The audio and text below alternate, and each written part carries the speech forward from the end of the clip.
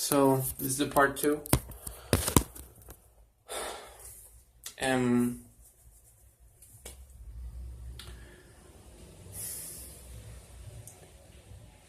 What I was trying to say was that everybody has the same sickness as you have. My sister has it. My mom has it. My father has it. Your mother has it. Well, honestly, I think your mom is a little bit more than that. There's actually some evil in there. It's not just victim. I'm not trying to justify my father. He's always been bipolar, you know? He's very sick. I'm not trying to say, listen, I know he's not going to change. He's going to die this way, okay? I can't waste my time on that. I'm not saying I want to leave him alone to die without any nurses or anything like that to clean him up. I'm just not going to be there, you know? Not out of vendetta. It's not right. He did me the biggest wrong in my life. Maybe if he had been more supportive, maybe you wouldn't have left me, okay? Maybe you would have been felt more welcomed. You know? I don't know. Sorry, I'm getting sleepy, I guess. Like, it finally hit me. Anyway, what I was trying to say was that it's hard enough, it's practically impossible just to change one person. I've never successfully done it. Every single time I've failed, and then they regress, they become who they used to be times 100, you know? Like, if they used to be somewhat bad before they got with me, they go back and they turn into that times 1,000,000. And then they go make 1,000,000,000 mistakes, and then like way years later, maybe they'll realize what they did. You know, when like it's too late for everybody. You know, by the time you come out of this phase that you're in, this stage, you know, where you think this is who you are, you think this is what you want, you think these things are worth it. By the time you come out of this, it'll be too late. You know, you're already pushing the age where you cannot have children anymore. You know, I don't want you as a fuckbox, okay? I'm sure for everybody else, it would be like, yeah, fucking, you know, I won the lottery. You know, I got this bitch who can't get pregnant. That's not what it is for me. I wanted to change you. I wanted to clean you. If you had dirt on your feet and you had dirt on your hands and on your face, I wanted to clean your face. I wanted to clean every sin you ever had. You know? I wanted to clean you up. I wanted to get you healthy. I wanted you to be better. Not just in yourself, just a good, truly good person. An example to follow. It's one thing, we all make mistakes, okay? You made mistakes. Everybody else makes mistakes, okay? You weren't given the right tools to make the right choices. You know, I don't blame you for making your mistakes. You can make mistakes and regret it and still become more. Such as the example of Mary Magdalene in the Bible. She never became conceited. She never became self-entitled, like, oh, that used to be the old me, this is me now, so everybody should respect me. She always carried an air of regret. She always lowered her head, and she knew what she'd done to her soul and to her story. She knew what she'd done to herself. And she carried that pain for the rest of her life. However, she became better. She became better. You know, better than everybody else. Better than the cleanest, most purest woman, you know, that has never done any wrong. She became better than them because it is to choose to carry your cross, to choose to feel that pain.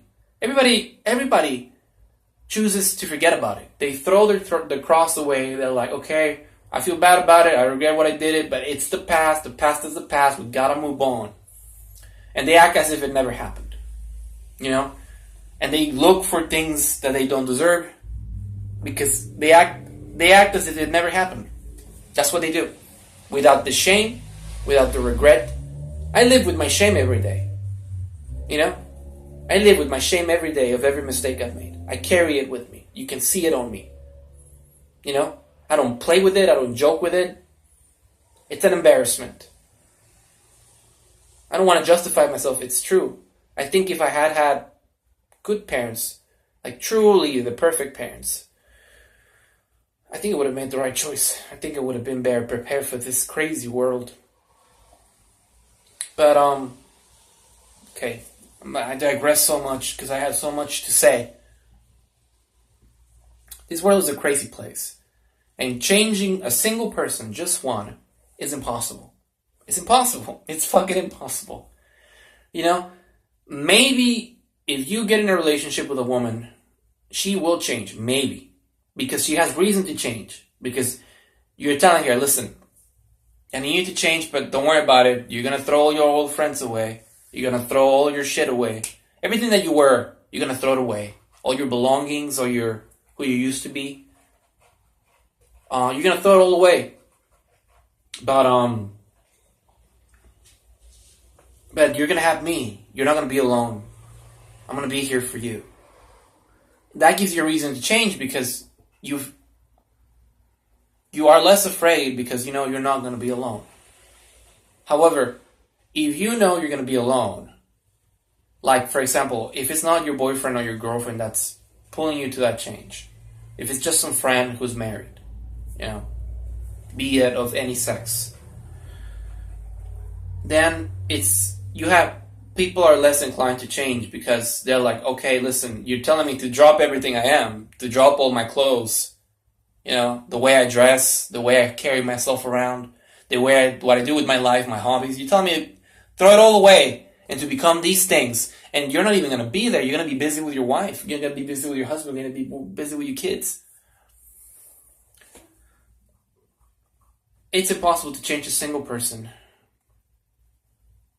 Usually the highest motivator that gets you the closest to be able to change is if the person that you are in love with takes you to that, meaning your partner, you know, your future life partner leads you to that change. You're the most likely to change. Everybody else, the chances of them changing, like a sister telling a sister or a mother telling us a daughter, the chances are basically non-existent. And I know you think I'm an idiot and I make up all these statistics. It's true, Brian. That's the way it is. I know. You know, based on my observations of life and based on, you know, the averages that I make in my head, and based on what I know about people and why they are the way they are. So what I'm saying is, it's already impossible to change one person. You know, I know everybody that you know. Every single friend you've ever met. Boy or male. Even if you met him a week ago, 2 months ago, or 8 years ago. You know? Every single one of them. Every single one that I hate. All the guys that I hate, that try to kiss you, that fucking talk shit about me. All the douches that you know, that like your pictures and that fucking throw compliments at you and that text you and that, you know, whatever. Every single one of them is a sick kid, was born a sick little kid. And if I had raised them as children, they would have, I think, they would have turned out alright. But I am just a little human with 2 hands and no money. I can't, if I could, I would raise every single child in the world. Every single one. But I'm only going to live so long. You know? I got all these limitations. I'm not good enough. So what I'm saying is, that's why I only worry about you, okay? Like, yeah, ideally, I would save all the people that you cared. You know? Every single one of your friends. I would turn them around and make them do the same thing you're doing. But I can only save one brand. I'm not a miracle maker. You know? I can't make people drop everything. You know? Without giving the any what do you call that word? It's like a reason to do it. You know? I forgot what the word is. Anyway, what you get what I'm saying. I'm going to do a part 3, and this is going to be my prayer.